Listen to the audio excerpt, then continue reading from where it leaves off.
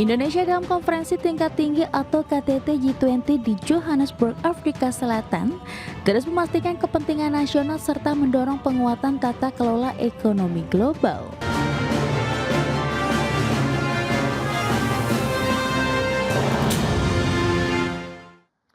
Ya, pemirsa, pemerintah Indonesia dalam konferensi tingkat tinggi G20 di Johannesburg, Afrika Selatan mendorong terwujudnya penguatan tata kelola ekonomi global. Indonesia juga mendorong instrumen penghapusan utang, blended finance, hingga pembiayaan transisi yang berkeadilan. Indonesia dalam konferensi tingkat tinggi atau KTT G20 di Johannesburg, Afrika Selatan, terus memastikan kepentingan nasional serta mendorong penguatan tata kelola ekonomi global. KTT G20 Afrika Selatan yang mengusung tema Solidarity, Equality, and Sustainability fokus pada penguatan ketahanan dan pengelolaan pinjaman berkelanjutan untuk negara berpendapatan rendah, pendanaan transisi energi yang adil, serta pemanfaatan critical minerals bagi pertumbuhan inklusif. Menteri Koordinator Bidang Perekonomian Airlangga Hartarto menegaskan Indonesia berperan aktif dalam komitmennya mendorong arsitektur pembiayaan internasional yang lebih adil. Adapun poin penting yang disampaikan Indonesia diantaranya pertumbuhan ekonomi global harus berlangsung secara kuat, adil, dan inklusif dengan dukungan pembiayaan internasional yang mudah diakses dan setara bagi negara-negara berkembang. Pertumbuhan perekonomian global harus kuat, adil, dan inklusif dengan pembiayaan internasional yang mudah diakses, dapat diprediksi, setara khususnya bagi negara-negara berkembang. Upaya-upaya ini dapat dilakukan dengan berbagai cara, antara lain penghapusan utang, mekanisme pembiayaan yang inovatif, pembiayaan campuran, dan transisi hijau. Menko Airlangga menambahkan upaya yang didorong Indonesia tersebut bisa dilakukan melalui berbagai instrumen termasuk penghapusan utang, pengembangan mekanisme pembiayaan yang inovatif, skema blended finance, serta pembiayaan untuk transisi yang berkeadilan. Dari Jakarta, Tim Liputan IDX Channel. Dan pemirsa, untuk membahas tema menarik kita hari ini, Indonesia dorong tata kelola ekonomi global yang inklusif dan adil, sudah tersambung melalui video conference ada Ibu Santi Samdasani, Ketua Perdagangan Internasional Kamar Entrepreneur Indonesia atau KEIN, dan juga Bapak Heri Gunawan, Director Next Indonesia Center. Selamat pagi Bapak Ibu. Selamat pagi. Baik. Pagi, Pak. Terima kasih sudah bergabung di Market Review, semoga sehat selalu Bapak Ibu. Baik, saya ke Bu Santi terlebih dahulu. Bu Santi, kalau kita lihat gestur Indonesia yang kemudian mendorong terwujudnya penguatan tata kelola ekonomi global yang inklusif dan juga berkeadilan, seberapa penting ini kemudian menjadi sebuah narasi untuk negara-negara berkembang di kancah global, khususnya untuk Indonesia? Baik, kalau saya lihat begini Pak, kita ke latar belakang dulu ya. Tatanan ekonomi global 5 tahun terakhir ini adalah memang sangat bergonjang-ganjing dan membingungkan. Pertama itu. Kedua, kami melihat 5 tahun terakhir ini dengan adanya green energy transition, memang beberapa negara-negara berkembang ini quote unquote seperti dianaktirikan. Jadi funding yang harus mereka dapatkan untuk naik kelas ke energy transition itu tidak sebanyak yang didapatkan oleh negara yang developed countries begitu ya. Nah, karena latar belakang ini dan kesenjangan atau gap yang makin besar dan menimbulnya proteksionisme dan menimbulnya ketidakadilan, ada yang namanya muncul trust issue, yaitu masalah kepercayaan. Kalau kami lihat Indonesia atau dunia itu tahun 2025 ini menutup tahun mungkin dengan GDP growth yang mungkin 3% ya. Tahun depan 3,1%, which is kalau kita lihat prediksi tahun depan dari 3 ke 3,1% itu sangat minim. Ini global. Padahal kalau kami melihat 3 bulan yang lalu, kalau Bapak baca reportnya IMF atau reportnya World Bank, itu mereka masih berkisar di 5%, masih bahasanya itu masih seperti 5% gitu. Kok dari 5 bisa sampai 3? That is a very steep drop ya. Nah, ini juga disebabkan oleh banyak negara yang mengambil utang dengan jumlah yang sangat besar, produktivitas berkurang, proteksionis meningkat, supply chain benar-benar terdisrupsi, dan yang paling terasa di Indonesia ini adalah geopolitik sentimen yang memang makin berkembang. Dan karena latar belakang seperti inilah Indonesia akhirnya mengambil posisi untuk bagaimana supaya ada yang namanya fragmentasi geopolitik yang lebih adil, di mana kelakuan-kelakuan terhadap negara-negara berkembang seperti Indonesia ini bisa mendapatkan akses yang sama, fair and Baik. equal share gitu, Pak. Baik, saya ke Pak Heri. Pak Heri melihat latar belakang tadi, kemudian melihat dinamika global terkait dengan proteksionisme dan juga trade wars lah ya, dari Amerika Serikat dan juga China yang mungkin juga ataupun bukan mungkin, bahkan kemudian berdampak ke negara-negara lainnya begitu. Bagaimana sebetulnya narasi ini kemudian ternyata memang memiliki urgensi ya, dan memang harus kemudian terus di amplify begitu sehingga ini bisa menjadi sebuah narasi ataupun mungkin jadi common ground lah untuk negara-negara berkembang, khususnya untuk Indonesia. Ya, saya setuju. Menurut saya itu narasi itu tuh bagus. Indonesia tidak hanya sedang mewakili dirinya sendiri ketika dia membicarakan tentang soal prinsip keadilan di dalam hubungan di komunitas global. Karena kita bicara keadilan itu kan kita bicara fairness ya. Nah ini kalau kita ngomongin fairness di dalam ekonomi ini kan menyangkut perlakuan yang adil baik dari sisi akses produksi maupun dari distribusi. Jadi karena itu Indonesia tidak bicara mewakili dirinya sendiri, tapi Indonesia sedang berbicara mewakili masyarakat atau negara-negara berkembang. Kenapa? Nah ini kan kita bisa lihat selama ini dalam praktiknya gitu ya, ini keadilan ini relatif utopis gitu ya.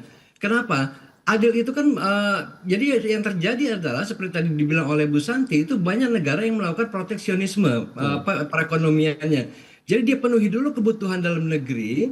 Kalau sudah kebutuhan dalam negeri itu, maka baru dia akan memberikan share kepada pihak luar negeri.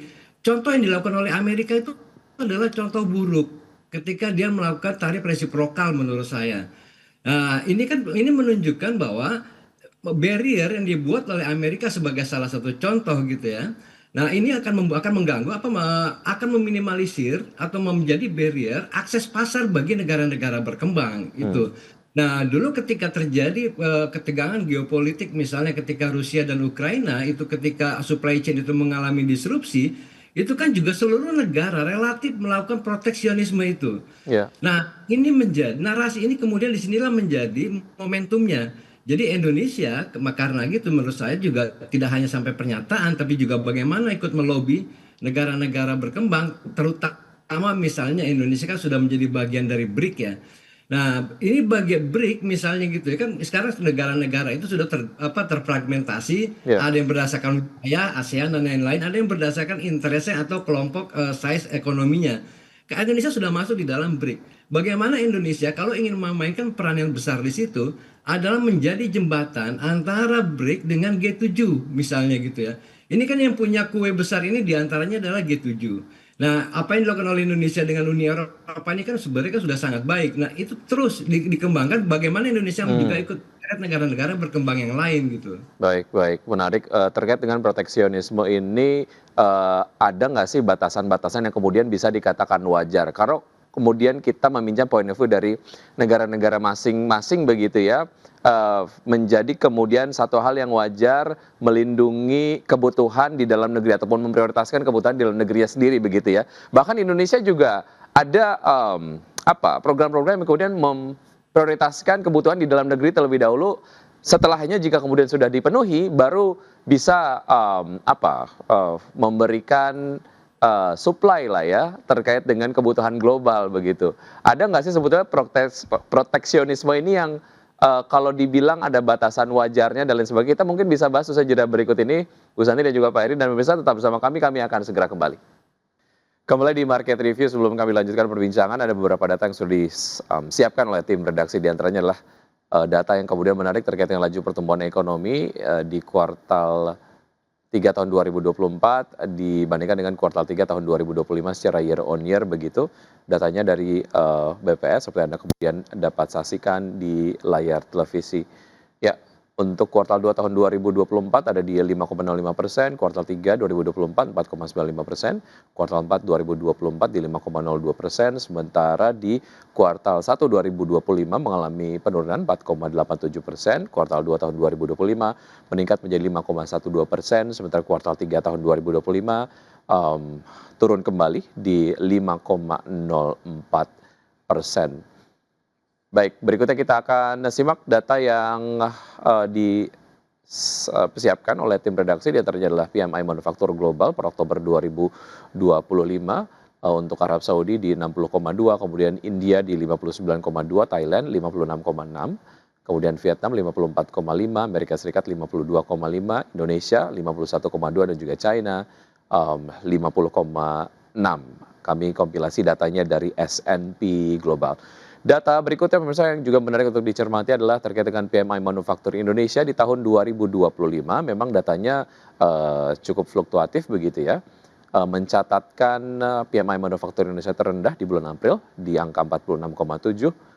Kemudian PMI Manufaktur Indonesia mencatatkan performa yang tinggi jika dibandingkan dengan bulan-bulan lainnya adalah di 53,6, yaitu adalah di bulan Februari tahun 2025. Dan berikutnya kita akan lanjutkan perbincangan bersama kedua narasumber saya di Market Review di kali ini. Saya ke Bu Santi. Bu Santi, terkait dengan batasan dari proteksionisme. Sebelum kita melanjutkan pembahasan ke poin-poin lain begitu. Ada temuan dari Anda nggak sih terkait dengan batasan yang masih dikategorikan wajar lah tanpa mencederai inklusivitas tata kelola ekonomi global? Menurut Anda seperti apa, Bu Santi?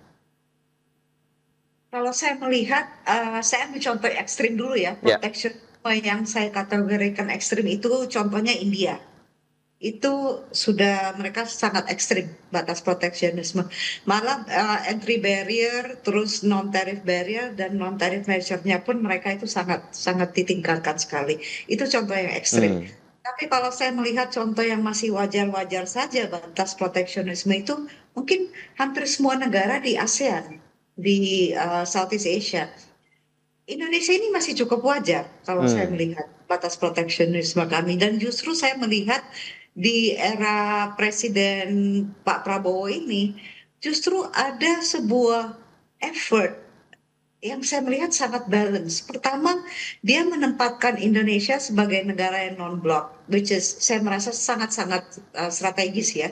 Yang kedua, dia mengajak semua negara di Global South dan di Southeast Asia juga untuk menyuarakan semua kepentingan-kepentingan negara. Jadi bukan hanya kepentingan Indonesia saja yang tadi dikatakan oleh Pak Heri, tapi ini mewakili kepentingan-kepentingan negara yang lain. Ketiga, dia juga melihat membalance antara proteksionisme di Indonesia dan multilateral. Nah, ini memang sebuah balance yang sangat bagus, dan saya melihat Thailand melakukan hal yang sama, Malaysia melakukan hal yang sama, Filipina, dan hampir semua negara-negara di Southeast Asia masih relatif cukup open ya, jadi tidak terlalu proteksionisme gitu. Kalau Amerika memang ada beberapa agenda-agenda yang mungkin kita bisa bahas di topik berbeda ya kalau kita masuk sekarang, tapi Amerika jelas memiliki sebuah agenda yang penting yang ingin dia capai gitu.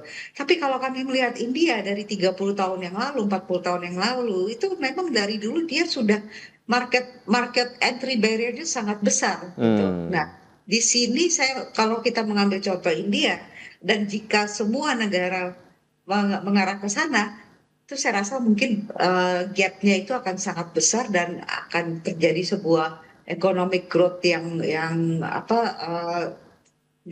tercederah gitu ya, dengan terlukai dengan sangat implikasinya yang sangat tidak baik. Itu yang pertama. Yang kedua, proteksionisme juga ini saya melihat sebenarnya berdasar dengan multilateral trade, FTA, Foreign Trade Agreement, yang dari 15 tahun yang lalu ini yang sudah kian begitu cepat melaju, di mana regulasi tidak memadai untuk menahan ini gitu. Jadi ada dua hal yang penting diperhatikan di sini. Kita boleh membuka perdagangan, multilateralism, tapi regulasi juga harus jalan sama cepatnya gitu. Kalau Baik. kami melihat ini kita membuka, tapi domestic market kita itu justru malah termakan dengan yang kita buka ini, tidak terproteksi dengan regulasi. Seperti itu, Pak. Oke, artinya memang ada batasan terkait dengan apakah proteksionisme itu wajar dan juga ekstrim. Tapi kemudian PR berikutnya konteksnya untuk Indonesia bagaimana ketika kita kemudian tidak terlalu proteksionis terhadap market dalam negeri, tapi ya tidak kemudian market domestik tidak termakan dengan yang kita persilahkan untuk masuk ke market Indonesia tersebut ya Bu Santi ya. Hal lain adalah yang juga kemudian menarik dan juga digaungkan oleh Indonesia di Johannesburg kemarin adalah mendorong penghapusan utang, pengembangan mekanisme pembiayaan yang inovatif dan skema blended finance, serta pembiayaan untuk transisi yang berkeadilan. Saya tanyakan hal ini ke Pak Heri. Pak Heri, sejauh mana ini kemudian dapat menjadi suplemen lah untuk pertumbuhan dari negara-negara berkembang, khususnya related to pembahasan terkait dengan inklusivitas tata kelola ekonomi global tadi, Pak Heri? Ya, kalau menurut saya sih itu gini ya, apa namanya, apa yang disampaikan kayak semacam tadi ada penghapusan utang segala macam, blended finance segala macam itu kan kalau di kita KPBU lah ya, kerjasama pemerintah badan usaha. Nah itu menurut saya yang disampaikan oleh Indonesia di sana itu sebenarnya gini, penghapusan utang itu menurut saya itu utopis ya. Jadi susah untuk menyatakan kecuali ada kompensasi, misalnya gini. Itu bisa dibarter, utangnya itu misalkan dengan dengan kelestarian alam. Itu Ya. pernah kita lakukan ya dengan Denmark dulu kita mau dikasih gitu. Tapi soal pembiayaan, ini yang terus terang aja sampai hari ini saya masih ragu.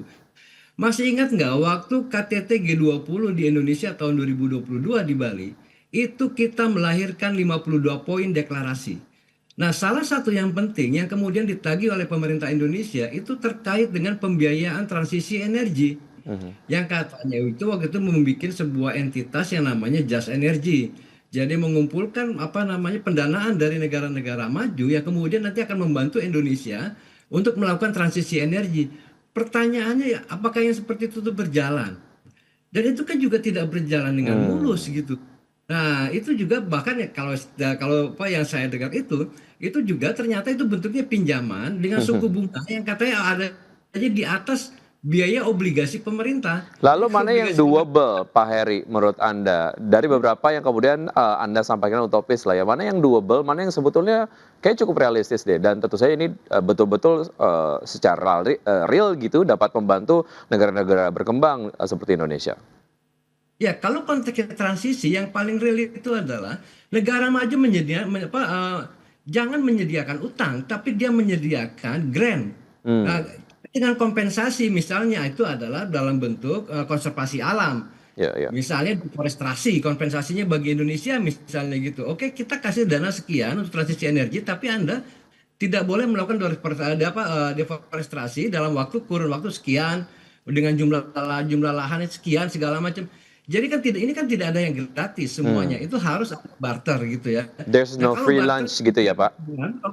gimana? There's nothing called free lunch gitu ya, Pak? Iya, nggak ada lah itu. Oke, baik. Saya memerlukan opini dari Bu Santi terkait dengan apa yang disampaikan oleh Pak Heri usai jeda berikut. Tapi Bu Santi dan pemirsa tetap bersama kami akan segera kembali. Terima kasih Anda masih bergabung bersama kami. Saya lanjutkan perbincangan bersama Bu Santi dan juga Pak Heri. Bu Santi, pendapat dari Anda terkait dengan statement yang tadi sudah disampaikan oleh Pak Heri seperti apa, Bu Santi? Sangat setuju ya Pak ya. Tapi ada satu poin yang sangat struktural yang juga berkait dengan grant dan hutang ini.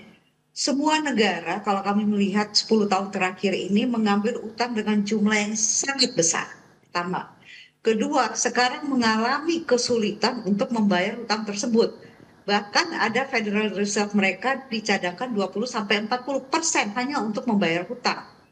Masih sampai hari ini banyak negara ini masih kesulitan untuk membayar hutang. Ketiga, economic slowdown ini memperburuk situasi yang ada. Nah, kalau jika misalkan Indonesia meminta hutang ini diringankan, tapi dunia atau dunia usaha ini ingin melihat hutang yang diringankan ini dananya dikemanakan, diapakan. Ini yang penting. Jangan sampai hutang diringankan, tapi dana yang harusnya dipakai untuk pembangunan itu tidak dipakai untuk pembangunan. Pertama, kedua korupsi malah utang diringankan, tapi masuk ke kantong koruptor, Ya, ya. gitu kan? Nah, di sini it's a very tricky game karena kalau kami dunia melihat, saya baru balik Pak tadi malam dari Filipina, ada rapat cukup besar di sana, tapi saya sempat diskusi juga. Dunia sedang melihat dan menakar Indonesia ini harus ditempatkan di mana sebenarnya. Di satu pihak potensinya besar, populasinya banyak, tapi populasinya bukan productive population, bukan dia economic burden, bukan economic ini gitu. Karena kita punya banyak anak muda, tapi anak mudanya tidak produktif. Kenapa? Masalahnya IQ apa dan macam-macam itu another different ya. Tapi kalau saya melihat jika hutang ini kita minta kompensasi hutang dan hutang ini tidak diarahkan ke industrialisasi atau mendukung UMKM atau dengan industri nyata, maka kami akan lebih lagi kehilangan trust atau kepercayaan oleh investor karena investor sudah 5 tahun wait and see. 5 tahun wait and see is a long time, Pak, gitu. Sampai sekarang masih wait and see, tapi melihat kondisinya makin turun gitu, belum ada arahan yang jelas. Jadi kalau memang we are fighting for just fair inclusivity treatment, dunia juga ingin melihat, kita sudah fair, kita sudah inklusif. Lah, tapi kok kalian korupsinya makin gede? Berarti kan kita fair sama inklusif dengan koruptor gitu kan. Betul. Gitu, Jadi Pak. bagaimana sebetulnya ada semacam jaminan bahwa utang yang diambil begitu ya digunakan untuk hal yang produktif dan betul-betul efektif dan juga efisien begitu ya.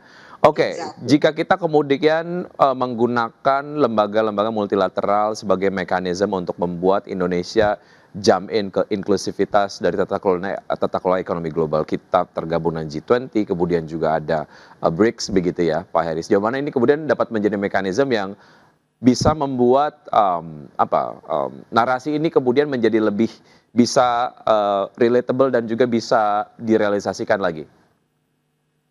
Ya, seperti tadi saya bilang ya, sekarang ini kan kalau kita lihat komposisi negara dunia itu 80-85% itu adalah negara berkembang. Jadi artinya negara berkembang ini adalah mayoritas. Ya, negara-negara maju itu kan hanya sedikit, mungkin sekitar 10-an% gitu ya. Nah, jadi menurut saya apa yang disebut oleh Indonesia dengan tadi konsep keadilan, itu kan definisinya keadilan itu adalah adil di dalam akses produksi dan akses pasar. Nah, ini menurut saya tidak hanya bisa disuarakan oleh Indonesia sendiri. Indonesia bisa mulai dengan memanfaatkan BRICS. Indonesia bisa memanfaatkan BRICS. Kedua, Indonesia juga bisa memanfaatkan ASEAN. Sentimen ASEAN, BRICS. Jadi Indonesia nge-lead gitu. Walaupun Indonesia bukannya ketua, tapi ini bisa didorong terus, bisa disuarakan terus karena ini menjadi sangat penting dan inilah kepentingan ekonomi global. Kalau memang ekonomi global ingin bergerak gitu ya, maka negara-negara berkembang jangan dibiarkan lesu. Negara maju juga punya tanggung jawab karena pasarnya negara maju itu adalah negara berkembang. Kalau negara berkembangnya lesu, mereka mau kirim barangnya kemana coba? Nah, kira-kira seperti itu. Dan ekosistem tadi bahan baku semi jadi maupun dari bahan baku sampai semi jadi itu juga banyak di negara berkembang. Jadi menurut saya itu negara maju punya kewajiban moral untuk membuka akses tadi keadilan di bidang produksi dan akses pasar. Nah, Indonesia bisa terus menyuarakan ini menjadi jembatan antara negara berkembang dengan negara maju tadi. Ya, banyak hal yang bisa dilakukan oleh Indonesia secara proaktif begitu di kancah global, tapi hal lain juga memang diperlukan ya terkait dengan dukungan dari negara-negara maju terhadap negara-negara berkembang seperti Indonesia.